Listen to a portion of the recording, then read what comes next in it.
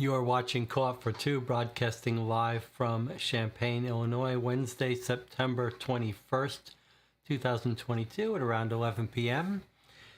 And we are continuing our playthrough of the Murders by Mail game, Sherlock Holmes Fellowship of Bones. This is turn 11. If the chat could let me know if the audio and video is okay. I don't think we have too much to talk about before we get started here. I've noticed a couple of frames dropping today, possibly because of my latest tweaks of my OBS plugin, but let me know if the stream starts getting choppy. Let's just check in on the chat. Jonathan's here, Matt is here. Okay,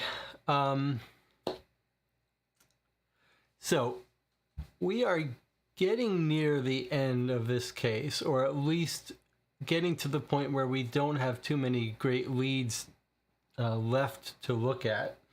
I prepared a little dialogue, a little summary of notes here. We do have our suspect. I should say, if you haven't watched the previous videos, you should start there. Okay, so here's where we left off, though. We've got our primary suspect, Richard Davidson. We know his motive is revenge for financial fraud, or maybe trying to get the money out of our victim.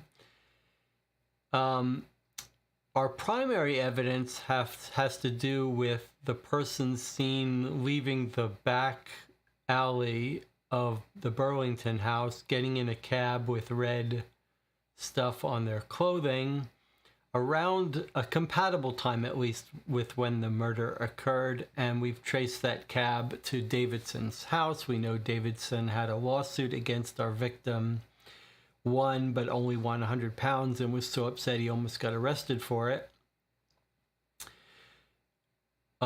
We're told Davidson went to stay with his mother, but that's basically where we lost his trail, and we can't prove that he had blood on his clothing. The cleaning woman says he's a chemist, which we know he is, and frequently has iodine on his clothing, and that's what he said it was.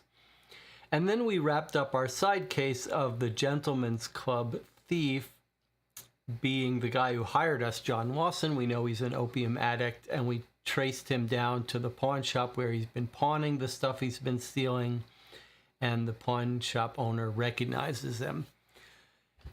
And then we tried to chase down another side lead of a newspaper story involving Countess Howe, but doesn't seem like we can resolve that one. So that's where we are now. It feels like we understand the case pretty well. And we know there's a little bit of smuggling going on with one of the workers, one of the custodians, but it doesn't appear critical to our case. There are a couple of issues that we're not sure if we can resolve, but would be nice to resolve. The first one is actually finding where Davidson is now, our suspect. It seems likely that we won't be able to do that. The more controversial one, however, is the victims having a brother. Now, at this point, I'm not sure exactly. It's hard to make a case for why that's relevant, but at the end of the last session, we were like, okay, we can't find the brother. But I went back and reread it, and I'm a little bit troubled by that. And let me show you why. The reason we thought he had a brother, our victim, is because in the paper about his murder, let's see if I can use my cubes here. In the paper about the murder, we're told he's survived by his mother and a brother. Okay. So then we tried to find the brother. And we looked up the brother. We looked up someone with his name in the newspaper. And we visited that person. And when we visited that person, they kind of yelled at us. So we got a whole entry. So we looked up the guy's last name in the directory, and his last name's Edwards. So we looked up this guy. We found an entry. We went to visit him. We get this long entry. It's a guy who's upset. He's like, I don't know this Warren Edwards. I'm not his brother. But he gives us a little background about how people are trying to confront him, thinking he's the brother. An old lady ranting about a diamond mine. So we don't know who this old lady is, but maybe someone else who got swindled by our victim for his diamond mines. A ruffian who seemed to think I owed him money. That's because our victim owed money all over town. And the barrister's clerk, the barrister who represented him trying to collect money. And then we say, but the newspaper said he had a brother. That's how we found him. It only seems natural. He cut me off. And then he gives us extra information. He says, I don't know where that reporter got his information, and I don't care. If you're so intent on finding this dead man's brother, may I suggest you go down to the paper and talk to him directly. Then he talks a little bit more about the barrister. Okay, so we said, all right, this is directing us to continue down this lead. So then we go to the newspaper. That was our last session's lead. When we go to the newspaper, the guy actually explicitly mentions this. He mentions Samuel Doherty, his mentor, and then he says, he was quite upset. Seems he'd been a mentor of sorts to the victim. That's where I learned about the dead man's career and his next of kin. So this is the third reference to him having a brother and a mother. So I feel like it's really trying to tell us that we should care about the next of kin and the brother. Now that I read this, however, so I was going to say we were too soon to give up on finding the brother, and I wanted to challenge us to see if we couldn't think of a way to find the brother. But now that I reread this for the fourth or fifth time, I see now that he's saying that Professor Samuel Doherty is the person who told him about the next of kin. So we went to Samuel Doherty on our last turn, which we're waiting for the reply from. So maybe we are going to get it now. If we do get that information now, I'm going to go on the record as saying we were right. I was right not to give up on finding the brother. If we don't get the brother information from Samuel Doherty, then I would challenge us to think about how we could find the brother. Although I don't think it's hard to see why it's exactly relevant for for solving this case, unless the brother knows that our suspect was threatening him. All right, so where did we go last time? We went to, I guess we can just open this. Does anyone have anything else to talk about? I'll remind you that at 1 a.m. in an hour and a half, 2 hours, we'll be playing the LA Noire play-by-mail turn that's just come in the mail. And then we don't know when the next case we're going to play on the channel. Maybe another West End Adventures case. You saw that in the previous video, I demonstrated my new OBS plugin, and here it is working again. Now, I want you to notice something. You'll notice, if you remember from watching the previous one, that my little cubes here are different than they were before. They are now colored two colors, green, and it's hard to show them to you because they're on the thing. So they're now an actual pattern, and I'm still working out the kinks and fine tuning it. It's more involved now and it's a little more finicky now. But why have I added these detection of these more complicated patterns? Well, the reason is that it's actually, you can see from looking at this map why. This map has little green stickers all over it. And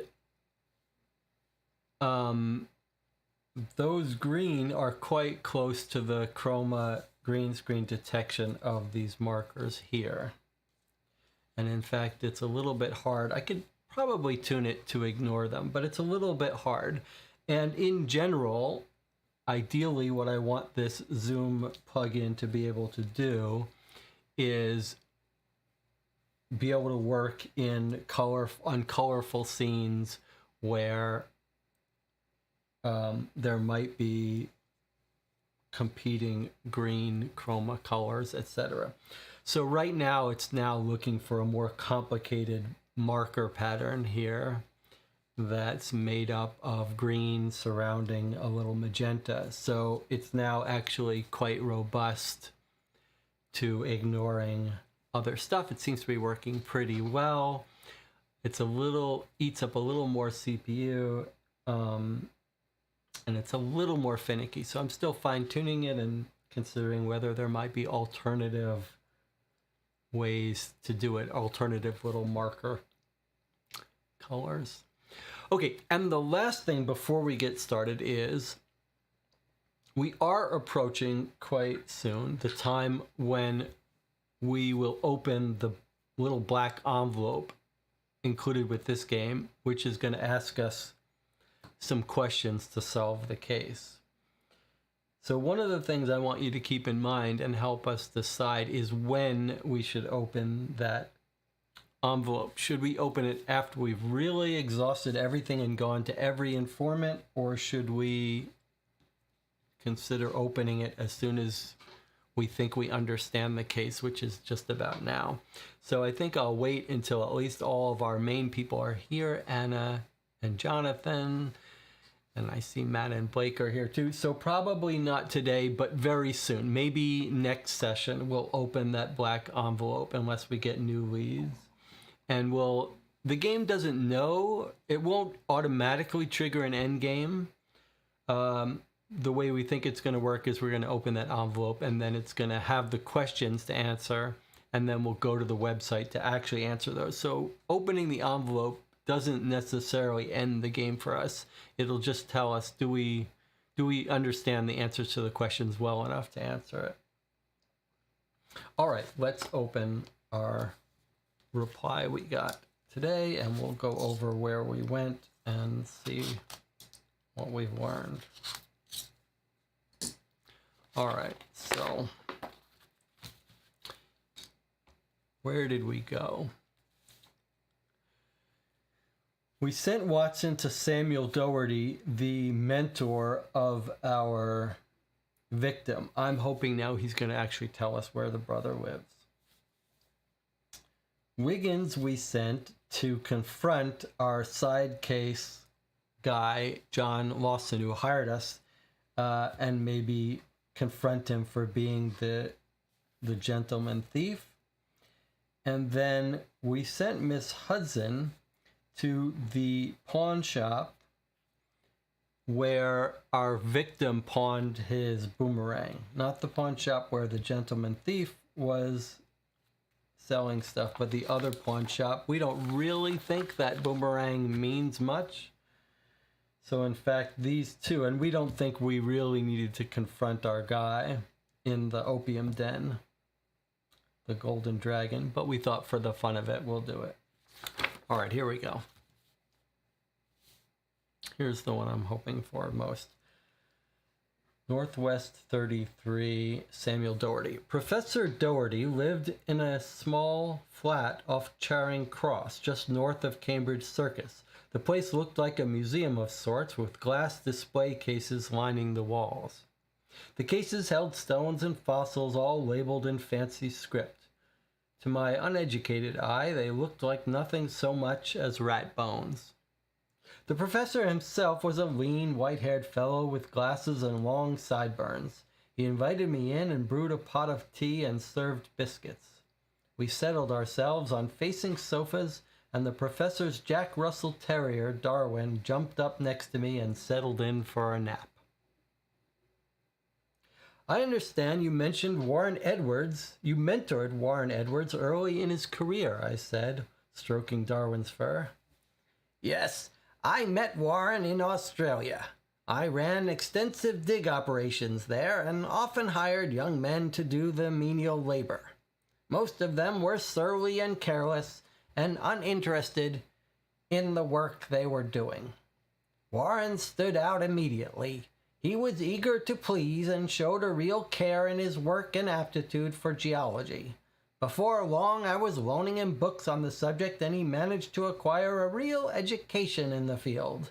It's rare to see that kind of work ethic and initiative. Professor Doherty took off his glasses and wiped them on the tail of his coat. I suppose it's no use trying to keep the secret anymore now that he's dead. Warren was a prisoner in Australia. It's just that he was such a promising young lad, and I know there was no way the scientific community would accept him if they knew his background. It was at my suggestion that he changed his name. With a fresh start and my recommendation, he was able to carve out a successful career. What did his name used to be? Edgerton or Eggerston or some such, I cannot recall. Were you present at the Royal Society at the time of the murder? Yes, of course I'd come to see him speak. I was quite proud that he should have the honor. I spoke to him briefly in the sitting room, but was not present for his argument with Mr. Stewart. I was, however, cornered by Mr. Stewart some time after. This is confirming what Mr. Stewart told us. The man was still in a rage and insisted on slandering Warren to my face. A horrid man, rude in the extreme. He was still berating me when poor Warren's body was discovered. This is all consistent with what Stewart said. In your opinion, could Mr. Stewart have slipped away long enough to kill Mr. Edwards? It was nearly 2 hours from when Edwards left the sitting room till when he was found. I'm no sleuth, but I rather doubt it. Stewart and I spoke, though that's a generous term for his diatribe, for over an hour. I gave Darwin another pat and stood up. Thank you for your time, Professor Doherty. Of course, Dr. Watson. I am loath to betray Warren's trust, even after his death. I do hope it will not demean his reputation at all. He really was quite a good paleontologist, you know, whatever those prejudiced snobs may have said about him. I'm sure it won't. His work will live on after him. All right, so we got his real name, and that explains why we couldn't find the brother, and now we will be able to find the brother. Edgerton or Egerton. Okay, and then the rest, and so now we know he was like a criminal in Australia, and he's now continuing his crimes, defrauding people when he got back to England. Yes. Okay. So his real name is not Edwards. All right. Let us look in the directory and see if we can't find an Egerton or Eggerston. Now, have we met anyone else named Eggerston or Egerton in our case so far? I wonder. Okay. So there we've got some Egertons. And let's see, do we have an Edgerston? Not really. That looks like the closest we have. We have an Eddington. And we have Eggers, but looks like Egerton. And we've got 2 Egertons. So, can I just make a point that I was right, that we did get enough signs that we were going to be able to find the brother? You don't see, like, the first mention in the paper about survived by brother, that's going to be the mother and the brother, by the way. Seeing one mention in a paper about a brother and having a brother and a mother is not, was not convincing. But when the guy we talked to suggested talk to the newspaper if you want to find his brother, and the newspaper guy says, I heard about next of kin, that's 3 places it was mentioned. That should be a clue that we could find it. And it's not that uncommon that you get in these games where you say, I guess we can't find it, but really you need to go deeper. But okay. So this is going to be probably mother and brother. So we probably want to go to both of these places today. All right, so that's lovely. I'm glad that we're going to be able to visit his next of kin. That's a relief to me. And we did learn some new information also about him being a criminal in Australia. So let's just put reply 10. We're just going to make a little notes here. In fact, let's try putting it in our digital notes now. I'm trying to get more practice making digital notes. Okay, so we'll put it, let's see, we don't need this anymore.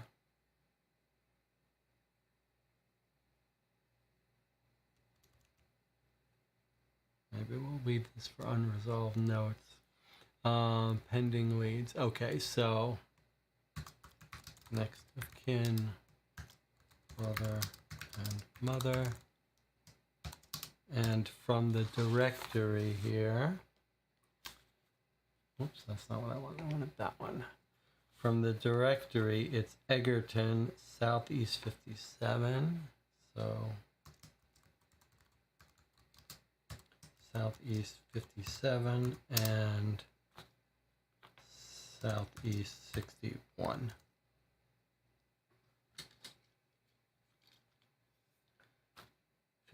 And 61. Good. Looks like they're neighbors, the mother and the brother. Okay. So that's our notes there. Oh, and I suppose I want to make a note that he's, I don't know, what do we want to call this? Other issues. Not that not like we're gonna forget this.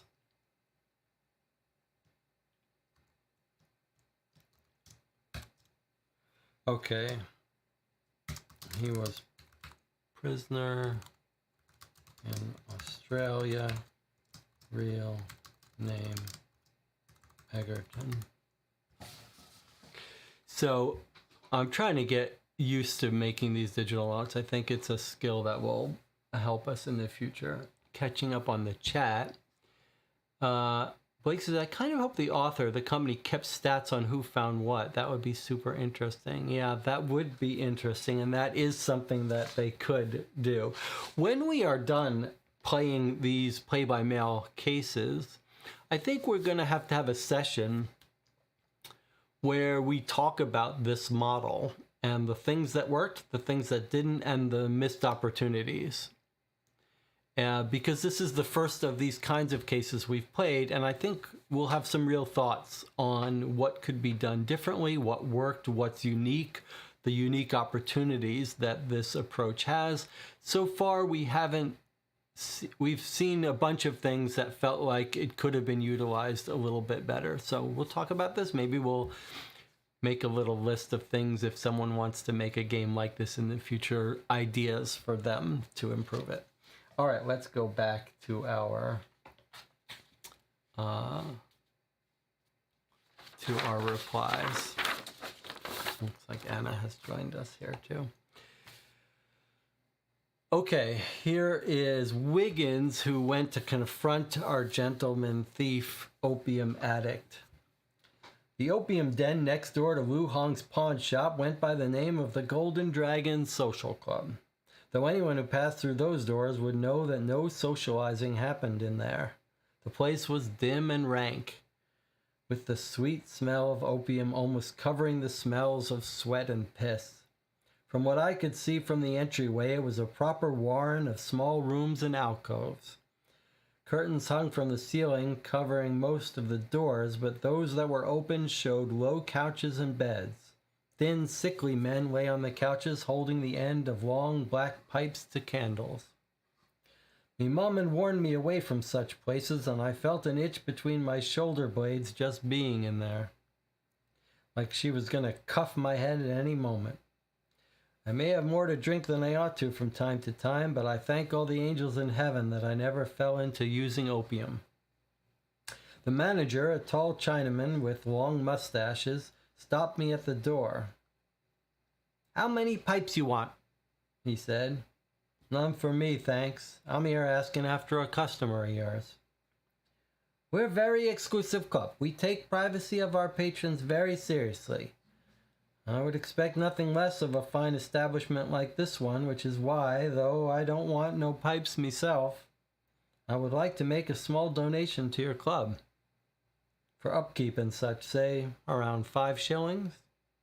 He slipped the money into his pocket and smiled. This customer, he white man?" "That's right, a well-dressed cove, around 50, light hair with a mustache." "Ah, Mr. Lawson. Sorry, Mr. Darwin, he likes to be called. Mr. Darwin, he likes to be called until he's had a few pipes. Then he forgets and he's Mr. Lawson again." "Yeah, that's the fellow. I take it he's a regular?" Yes, he comes in a few times a week, usually an evening, smokes a few pipes and goes home before 10. "Do you remember if he was here on the evening of the 4th? That was the day it rained so heavily, yeah? He was here early in the afternoon, smoked a few pipes and was going to leave, but had forgotten his umbrella, so he stayed longer until the rain let up. Left after midnight, needed help getting into his cab. You seen him since?" "No, he still owes me for his last 2 pipes. "Oh, don't worry, I'm sure he'll be back again with such a charming atmosphere. How could he stay away?"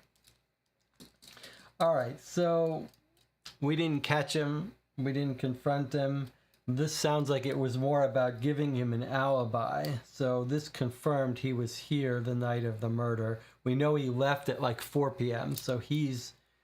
Although he did go to the bank that we didn't follow up on.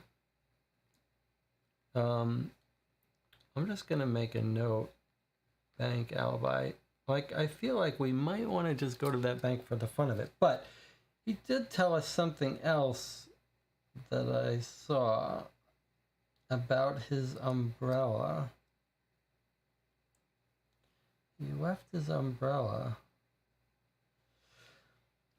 I can't... Somehow that jumps out at me a little bit. It rained heavily, forgotten his umbrella. I don't know. That's not significant. No one was injured with an umbrella, so I guess it's not significant, but it's sort of... For some reason, it jumped out. Anna points out, maybe he didn't actually go to the bank. He just said he went to the bank and went here. That's a good point. Okay, let's see what Mrs. Hudson found. Barnard and Strand's was just like any of 100 pawn shops in London, packed to the rafters with other people's treasures and smelling strongly of dust. Clocks, vases, and bone china dishes sets filled the shelves, and there was even a bicycle in one corner of the shop. One shelf was devoted entirely to pocket watches, and nearby was another littered with jewelry. Nearly half of it paste to my eye. Don't know what that means. Fake, I guess. Paste. It's fake. There's a whole Cockney rhyming slang that gets used or used to get used in England by the underworld, where you just use a word that rhymes with the word you're talking about. So me old china plate for mate. Anyway, half of it paste. I'm not sure what that would be. A middle-aged man with garters on his sleeves and a green visor stood behind the counter tallying sums in a large ledger book. He looked up as I entered and after letting me browse for a few minutes, cleared his throat softly. Anything I can help you find, ma'am? I actually came in to speak to someone. Are you Mr. Barnard? Mr. Strand, as a matter of fact. Pleased to meet you, Mr. Strand. I work for Sherlock Holmes. We're investigating the murder of Warren Edwards. Mr. Strand frowned and his brow furrowed. Sure, he said. Terrible what happened to old Warren. Read about it in the paper, I did. Did you know him? Yeah, he was a regular. He spent money faster than he made it sometimes. Feast or famine, that lad. When things got lean, he'd be in here for loans. Always paid him back eventually, but then a few months later, he'd be back. Why, he's pawned that dreaded boomerang 5 or 6 times. That's actually what brought me in here. The coroner found the pawn slip in his pockets. Do you still have it? Sure, it's right here. I was just sorting out his things this morning, settling on prices and such. There's no chance he'll be back to reclaim them now. He pulled a small wooden crate from below the counter. Inside were a pocket watch, a dozen silver-plated forks, and the boomerang. The latter was made of dark brown wood and had a rudimentary kangaroo and colorful dots painted on the surface. He pawned all this in the last month. After all that, still wanted another loan. Of course, without collateral, I couldn't do anything for him. Do you know why he was so desperate? I got the impression it's his lady friend had thrown him over and he was open to buy his way back into her heart. Do you know who she is? Some actress from over the Princess Theater. Angie, I think her name was. Well, I appreciate you talking to me, Mr. Strand. A pleasure, ma'am. Strand picked up the crate, paused for a moment, and set it back down. You wouldn't be interested in a boomerang now, would you? I was not, but I did find a lovely little lace doily for my tea service. I do hope you can refrain from using this one as a strainer in some chemical experiment. Well, we found a girlfriend of our victim. So this set of replies has been unusually generous in giving us new places and things. So Angie at the Princess Theater is kicking him out. All right. Well, let's put it in our thing here. So other leads, in addition to the next of kin, now we have Angie at Princess Theater.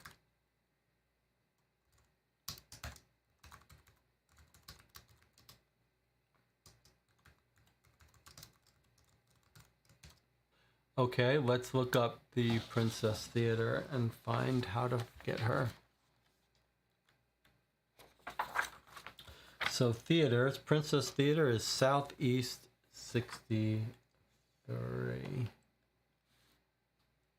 Princess Theater, Southeast 63. So let's put that in our little document. They're all in this same neighborhood. All 3 of these places, the relatives and the girlfriend's theater. Okay, well, it's kind of exciting that we've bottlenecked out and gotten a couple more leads to visit. So we've actually got 3 new leads to visit. The 2 relatives and the girlfriend. So I guess we should go to those 3 leads, yeah? No reason to really... I mean, we've got more informants we could visit, but it seems like we might as well go to these interesting new leads and learn more about our victim. Who do you want to send where? Let's get out our thing. What's interesting is these don't seem like they're particularly useful for us to solving the case, but it feels like, we're doing our due diligence and getting more information on people. All right, so we've got the two relatives. We don't know which is the mother, which is the brother. That's what I'm suspecting they are. And then we've got the girlfriend. Let's actually find them on the map here. Southeast 63, Southeast 57, 61, and 63. So 57 all the way in the corner here. 61 is over here, not that close. 61.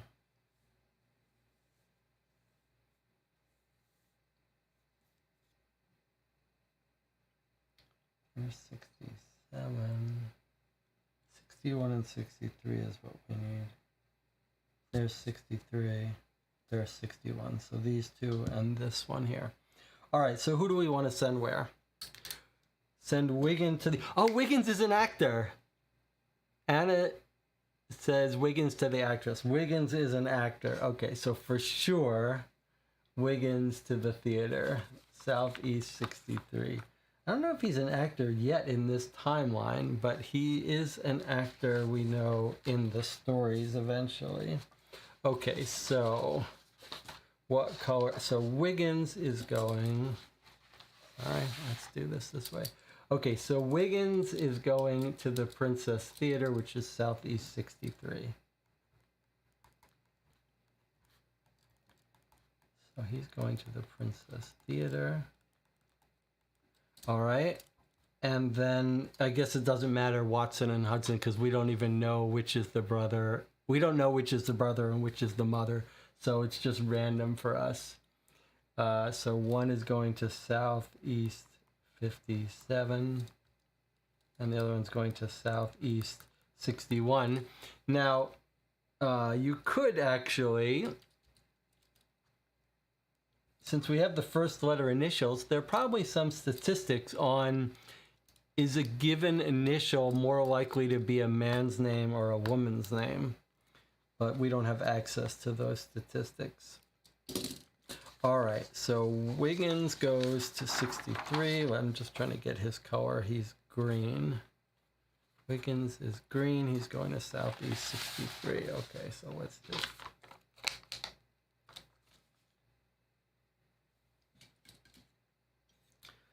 All right, so Southeast 63 is Wiggins. He's going there. And then Miss Hudson is going to 61, which is across...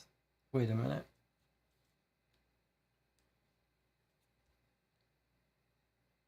Wiggins going to 63, and Watson is going to 57. So I guess I was wrong that the two relatives don't live next to each other. 57 and 61 are the relatives. And then 63 is the Princess Theater. So if you had to guess, you might guess that the real relative is here. Maybe this one's not a relative. I don't know. Let's see what happens.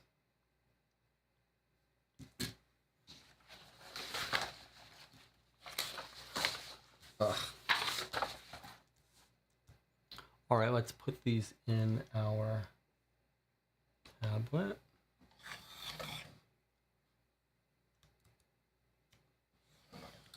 Fellowship of Bones.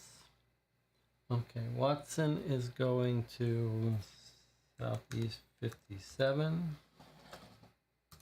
Wiggins is going to the Princess Theater, Southeast 61. Sorry, 63. And then Hudson is going to 61.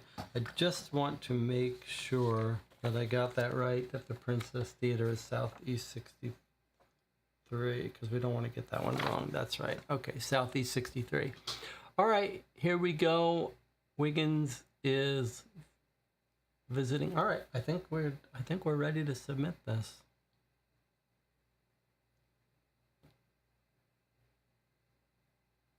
There we go.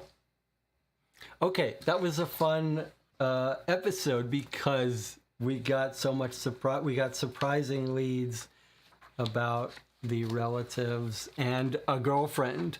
I wonder how that's going to be relevant to us. Probably not at all, but it's kind of fun to get some more information.